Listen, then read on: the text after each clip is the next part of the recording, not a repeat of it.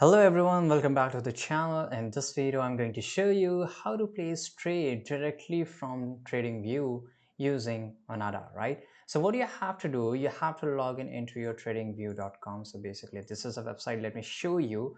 And once you're logged in into this account, you have to follow this set of rules which I'm going to show you.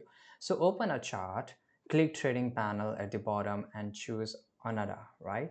And once you're here, and from there you have to select your account, type and click continue. So basically you have to select here another, and then you have to click on continue, log in using your another account. So of course you have to another account, and just tick the account that you wish to use and click allow when finished, right? So here you can see the image, it will show you like this, right? And here you have to log in into by using your another account, right? And once you have account, you have to select your account. So this is your, maybe this is my account which I'm going to select.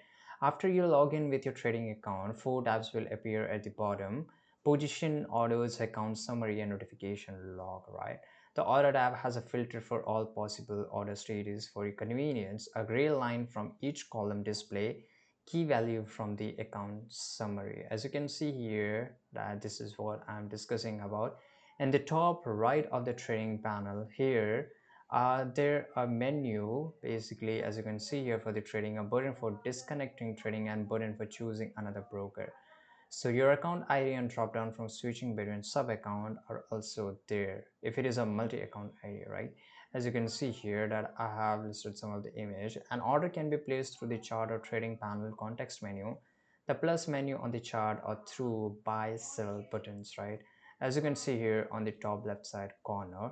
And here, if you want to create a new order, as you can do this. So it's very easy thing to do. Once the order ticket is open, you can set the price, stop loss, and take profit values using either pips or price, right? You can also calculate the amount manually or by using the risk reward ratio and set the duration of your order. So from here, it's become very easy, and this is how you can do it. I hope you found this video very useful. Subscribe.